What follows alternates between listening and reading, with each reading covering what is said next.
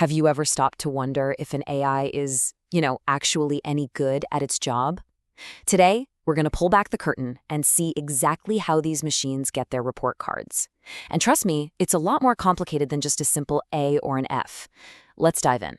Okay, so it all starts with a question we literally deal with every single day. You check your email and a machine has already made a bunch of decisions for you. It's sorted your mail and has decided some of it is pure junk. But how much can you really trust that call? I mean, how do we know it didn't just throw away that amazing job offer you've been waiting for? That's the real problem, isn't it? Now, your first instinct and my first instinct would be to grade this AI in a really simple way. We could just, count up how many times it got something right versus how many times it got it wrong. Easy. That gives us a nice, clean percentage, a score we can all understand. And this simple measure has a name. It's called accuracy. It is exactly what it sounds like, the number of correct predictions divided by the total number of predictions. So if an AI looks at 100 emails and gets 90 of them right, well, its accuracy is 90%.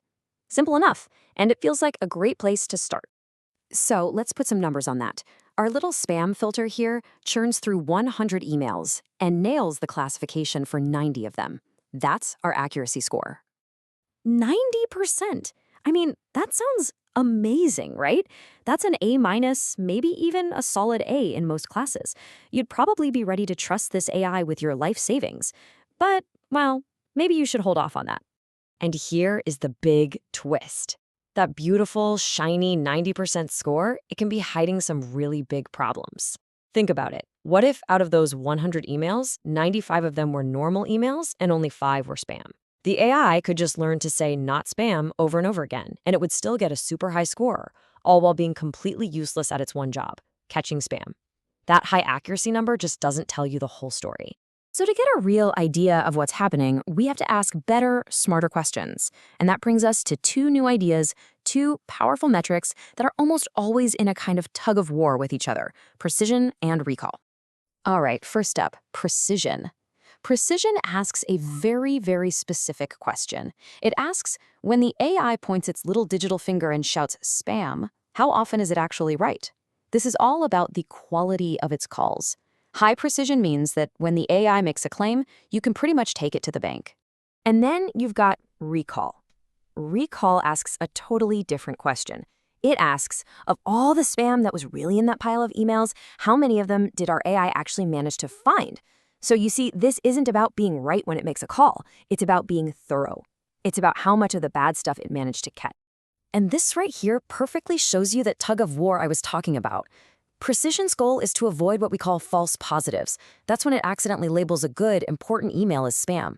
Recall's goal, on the other hand, is to avoid false negatives. That's when it misses a real piece of spam and lets it sneak into your inbox. You can see how trying to be perfect at one could make you worse at the other.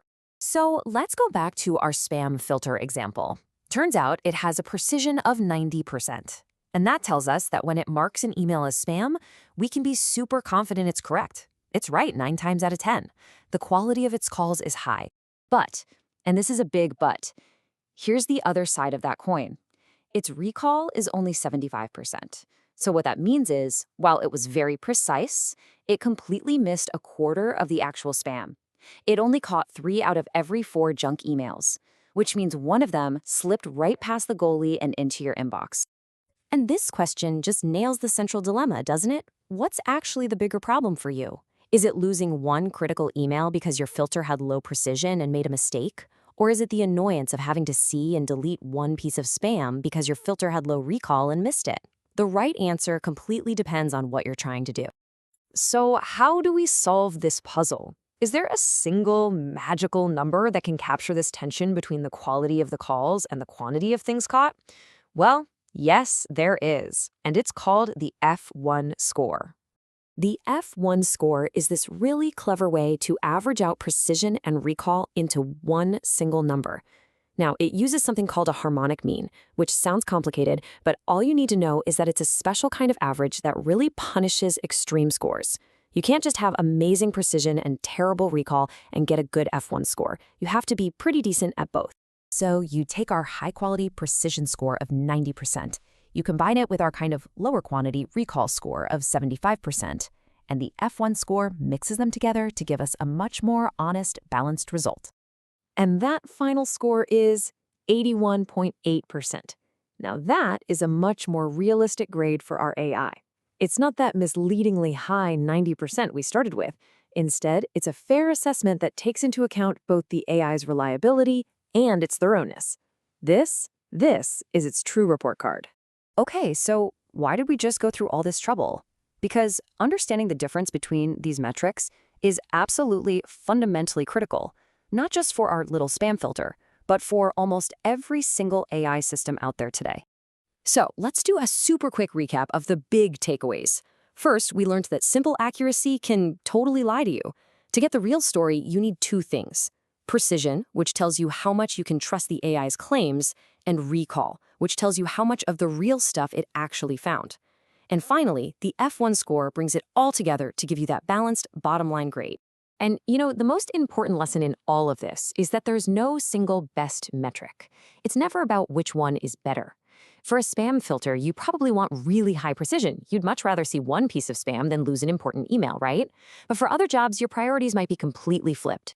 Which brings us to our final thought for today.